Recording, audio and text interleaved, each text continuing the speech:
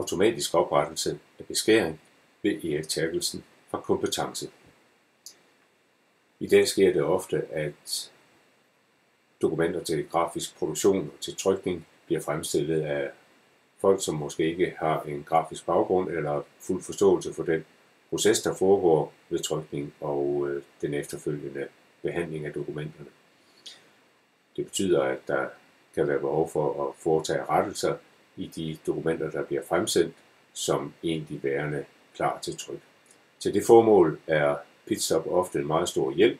fordi det giver gode muligheder for at redigere næsten alt i en PDF-fil. Et af de typiske eksempler er, at folk har manglende forståelse for, at der er behov for, at noget skal lægges til beskæring. Det vil sige, som vi ser på eksemplet her, at vi kan se skæremærkerne heroppe, og elementet, det mørke, sorte element her, ligger kun lige præcis til skæremærkerne. Det betyder, at når det efterfølgende rent faktisk skal skæres til, så er der stor risiko for, at der opstår en lille hvid kant, hvis ikke der bliver skåret fuldstændig præcist. Derfor er der behov for, at sådan et element det ligger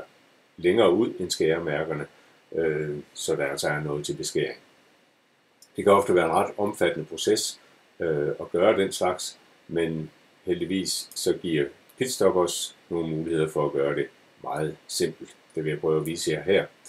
Man kan rent faktisk lave en action, sådan så hele det her dokument, som mangler beskæring af alle elementer hele vejen rundt, det kan gøres mere rigtigt i forhold til trykning med blot et enkelt klik. Jeg har lavet en action, som tilføjer beskæring, og ved blot at klikke en enkelt gang, så sker der det, at den her action bliver afviklet, og nu kan vi se, hvis vi går ind og kigger på det samme hjørne igen, at nu er der rent faktisk